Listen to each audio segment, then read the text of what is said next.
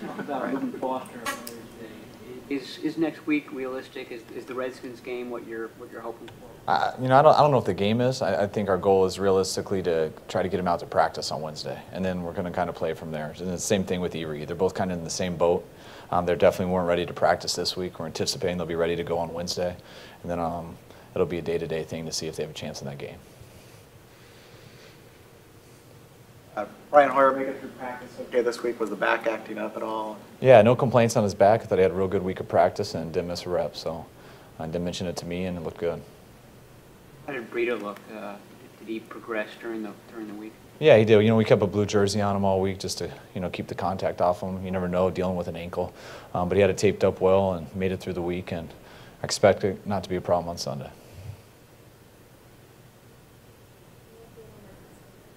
Yeah, Marquis, same thing. He's been good. He's gone all week, so I'd be surprised if he wasn't ready to go on Sunday. I have a Trent Taylor question. It seems for the past decade, using smaller slot receivers has become more and more popular. Patriots certainly do it. How did this trend come about? I don't think it's I think it's more about guys in the slot. You need a certain type of quickness to separate. It's kind of like when you get into the red zone. When guys aren't defending the go route, they can squat on you. They don't have to back up. So when that's the case, you got to be able to break people off and double people up and have kind of more like point guard basketball movements. And you kind of need your feet under you. That, scientifically, it's easier to do if you're a smaller guy. Quicker, and same with running backs, same with, I would say, point guards. Just that type of movement, quicker, shifty guys tend to be that way. By no means are you saying, hey, let's find a real small slot receiver. You want guys who can separate in the slot. If you can ever find a giant, big one with great hands who also has those feet, that'll be the ideal type of slot receiver. So it's not always about size, it's just how do they get open. Does the rise of slot receiver, regardless of size, have something to do with the game being more matchup-based the last decade and more substitutions at all? I don't know. I've always wanted a slot receiver since I've been in. We've had different ones, and I was in Tampa Bay. We had Ike Hilliard, who was a great one. When I started in Houston, we had David Anderson, who I thought was unbelievable for us while we were there. In Washington, I had Santana Moss. In Cleveland, I had Andrew Hawkins. In Atlanta, I had Mohamed Sanu, who was a big guy and who was a very good slot receiver. And here's Trent. So there's lots of different ways to do it. I think matchups are huge in this league, but it's how do you beat man coverage, and lots of different ways to do it. And the more people study, the more film there is. I think the game always evolves, and that's why you see all 5 eligibles getting used different ways. Explain the process that you guys went through in the offseason when it came to projecting Jimmie at free safety, and what tape you looked at that led you think we're fine at that position? Just honestly watching how he played corner, the physicality he played with, knowing he had the cover skills to do that, but also just the way he definitely doesn't shy away from contact. You can tell he enjoys it. Going back to his college tape, talking to Halfley and also talking to some of my friends who are DB coaches around the league, just ask it, because I didn't study Jimmie coming out of college. I was an offensive coach and I was on another team. So, a lot of people that I talked to saw him as a safety coming out, and I think a lot of the league felt that way anyways. And I'm not sure how they did here originally, but I think that was one of the values of him, that people thought he had the ability to play both. And we personally thought he had the ability to be an elite safety, so that's what we wanted to see him do. I know he had the penalty late in the game Sunday, but what's your evaluation been of him? I've been very impressed with Jimmie. The way he's come out there. He missed all of training camp, didn't get a chance to make one tackle or even attempt to tackle. His first play of the game versus Seattle, the first time he was in on 3rd down, he made it as physical of a tackle as we had in the game.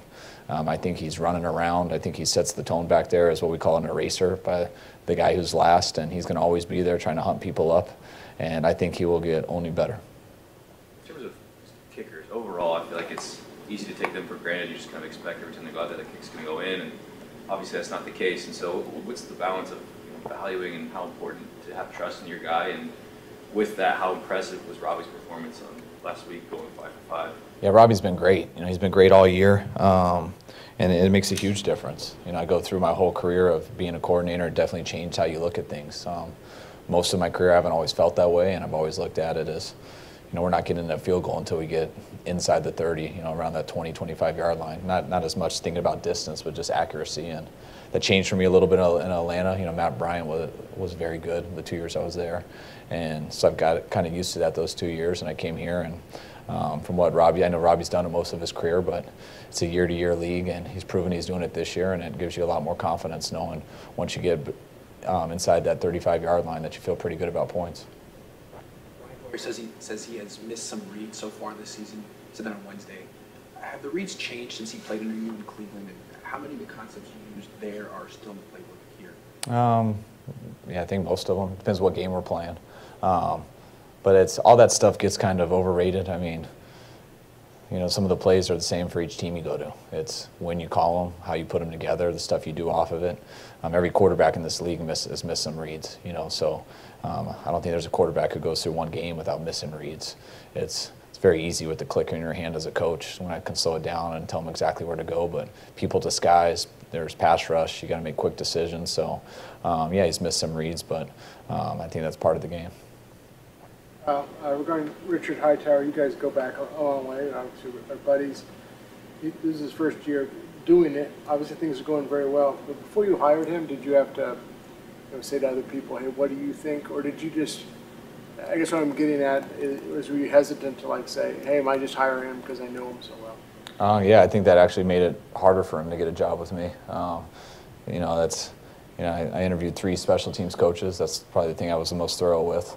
By no means was he coming and thinking he had the job. He had to beat out some other guys, and it's always easier when you know someone because you know the type of person you're dealing with. Hightower has been a quality control for me. He was for a year in Cleveland, so he had some offensive experience with me, but I've never been around him as a special teams coach. And so to bring him in on an interview, and I brought 2 other people in, and it was cool to see how prepared he was for it. You know, he'd been working out for a long time. I know from earlier in the day, he's always been passionate about special teams. Just, you know, that's why he earned a scholarship at Texas. You know, he was one of the special team demons out there, and that's what he lived for. And he's taken that passion to his coaching career, and it showed in his interview. And I believe the players played very hard for him. Awkward just because, I don't know, they're totally different dynamic. It would have been no, because I'm used to that, but it would have been extremely awkward if he would have done very bad, because it would have been tough.